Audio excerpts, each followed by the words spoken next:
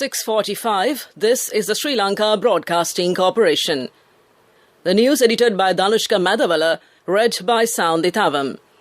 The second phase of the Central Expressway from Meerigama to Kurunegala will be open to the public this evening. Omicron cases in Sri Lanka have increased significantly. Health experts urge the public to get the COVID booster dose without delay. Harvesting of paddy from the Maha season has commenced. The railway station masters call off their strike action. The SLFP General Secretary says his party has not decided to leave the government. In world news, Ethiopia asked the WHO to investigate Tedros. In sports, Australia to detain tennis star Novak Djokovic after visa cancelled. The second phase of the Central Expressway from Meerigama to Kurunegala will be open to the public this evening under the patronage of President Gotabaya Rajapaksa and Prime Minister Mahinda Rajapaksa. The opening ceremony will be held at 4 p.m. in Meerigama. A public meeting will be held at 5 p.m. in Yagapitiya. The distance of the second phase of the Central Expressway from Meerigama to Kurunegala is 40.91 kilometres. The expressway will bypass urban areas and pass through mainly vacant lands. The Ministry of Highways said in a statement that this four-lane section of the road from Meerigama to Kurunegala has now been identified as the most beautiful expressway in Sri Lanka. This section of road was constructed by local contractors with local funds. 5 exchange centres with payment counters have been set up at Meerigama, Nakalagamuwa, Dambukka, Kurunegala and Yagapitiya. The Director of the Health Promotion Bureau, Dr. Ranjit Bathuwantudava, says, according to data obtained from COVID-19 positive cases 3 weeks ago, it was revealed that between 12 to 25% had contracted the Omicron variant of the coronavirus. Speaking at a media briefing last afternoon, Dr. Bathuwantudava said the number of Omicron cases could have drastically increased since. He said when comparing data of the Medical Research Institute, the number of Omicron cases could have increased since last reported, and therefore requested the public to ensure they are vaccinated against the coronavirus. Health experts say that people are less interested to have the booster dose of the vaccine when compared to the first and second doses of the COVID vaccines. The government has spent a large sum of money to purchase the booster vaccine dose. The booster dose has reduced the number of hospitalizations and deaths occurring due to the coronavirus and its new variants. All developed countries use COVID booster doses, and people do not think it is important to have a booster dose after a few months of having the second dose. The booster dose is being given at all government hospitals and MOH offices from 8 a.m. to 8 p.m. Only up to 20% of the eligible population have taken the booster dose so far. A very few individuals had mild complications after the booster dose, and a majority did not show any complications due to taking it. More than 73% of the total population have obtained the first dose, and more than 63% have obtained the second dose. The health experts say that it is important to have the booster dose to be protected from the new variants of the coronavirus. 677 individuals tested positive for COVID-19 yesterday. Among those who tested positive were 3 individuals who arrived in the island from overseas recently. With the latest positive cases, Sri Lanka's coronavirus infections increases to 594,996. 16 individuals have succumbed to the coronavirus on Thursday. Accordingly, Sri Lanka's COVID-19 death toll increases to 15,190. This news broadcast comes to you from the Sri Lanka Broadcasting Corporation. Harvesting of paddy from the Maha season has commenced. More than 82,000 hectares have been harvested in the Ampara district alone. There are mixed comments regarding the harvest of this season. Some farmers say that their harvest has not reduced compared to the last time. But some farmers complain their harvest has reduced by half due to the fertilizer shortage. The Railway Station Masters Association has called off the strike action with immediate effect. However, the association claimed that train operations will take time to return to normal. The railway station masters withdrew from all operations and launched an indefinite trade union action last afternoon. The strike was launched in protest of an alleged decision reached by the Railway Administration to interdict the vice-chairman of the association. The association engaged in trade union action for several hours from midnight yesterday against certain actions of the railway authorities. The General Secretary of the Sri Lanka Freedom Party, Dayasiri Jayasekara, says his party has not taken a decision to withdraw from the government. He said the party is under process of organising. He further said organising meetings at district level and enabling youth and women's organisations are taking place at present. He added that his party will continue to support the government while solving problems when working with the government. That concludes local news. The main news story is brought to you by Siddhalepa Vedamahatmya. The Commissioner General of Examinations, LMD Dharmavadana, says all arrangements are in place to conduct the Grade 5 Scholarship Examination 2021 on the 22nd of this month. He said 340,507 have applied to sit for the examination, which will be held at 2,943 centres. Meanwhile, the GC Advanced Level Examination will be held from the 7th of next month to the 5th of March. 345,242 candidates will be sitting for the examination at 2,438 centres and came to you in the main news story. The main news story was brought to you by Siddhalepa Vedamahatmya. Moving on to Watchlight. People complain that many roads are not being properly restored after digging for underground activities like laying of water pipes and underground cabling being done by various parties. People complain that some road stretchers have even become dangerous for pedestrians and riders. The companies or organizations that damage the roads with their development work should repair the roads back to the original condition. But almost all the time, the restoration process is not completed back to how it was earlier. It leads to accidents and other types of dangers for the public.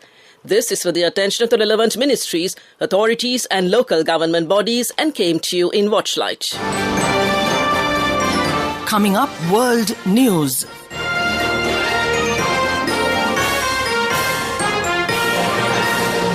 Making headlines this morning, Ethiopia asked the WHO to investigate Tedros.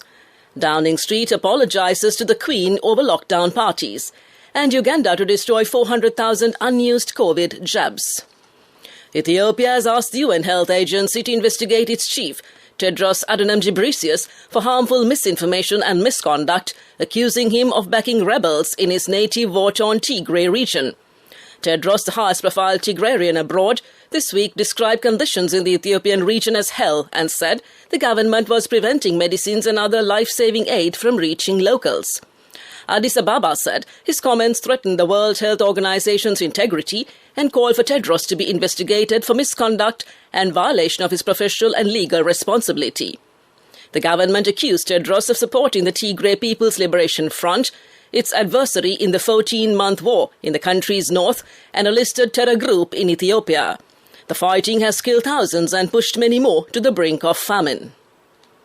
Downing Street has apologised to Buckingham Palace for 2 staff parties at number 10 on the night before Prince Philip's funeral. The gatherings, first reported by The Telegraph, took place on the 16th of April 2021 and went on until the early hours. The Prime Minister's spokesman said it was deeply regrettable that this took place at a time of national mourning. Boris Johnson was not at either party, but he faces questions over alleged COVID rule-breaking at number 10. The latest party revelations led to a backlash from opposition parties who contrasted the behaviour of number 10 staff with pictures of the Queen sitting alone at the Duke of Edinburgh's funeral due to COVID restrictions. Uganda has announced that it will destroy 400,000 unused coronavirus vaccines supplied to be used in the north of the country. Most of the vaccines are AstraZeneca and Moderna. According to the Ugandan authorities, the batches are considered to have expired. However, Uganda has not managed even to vaccinate half of its population. The minister said that many people in Uganda are against vaccines due to health misconceptions about the jabs spreading in the country. Back to the headlines of the world news. Ethiopia asked the WHO to investigate Tedros. Downing Street apologises to the Queen over lockdown parties. And Uganda to destroy 400,000 unused COVID jabs. That concludes this bulletin of world news. Development News is brought to you by Let's take coal out of the coconut tree and make the island thriving and prosperous. Call our hotline 1928. WhatsApp 070 400 1928. The Sri Lanka Navy has commenced an inoculation drive to administer the COVID-19 vaccine to the general public at the Kettarama Mahaviharaya, Colombo and Navaloka ground, Valisara from yesterday. In a media statement, the Navy said it has joined hands with the vaccination efforts supporting the COVID-19 vaccination program carried out by the armed forces, focusing on the general public to control the transmission of the pandemic. That came to you in development news. Development news was brought to you by the coconut tree is well grown in almost all the parts of the island. It is an exceptional source of extra income. The shell, the husk and almost all the parts of the coconut tree makes you money, providing you with an excellent extra source of income. It will also help to nourish the economy of the country.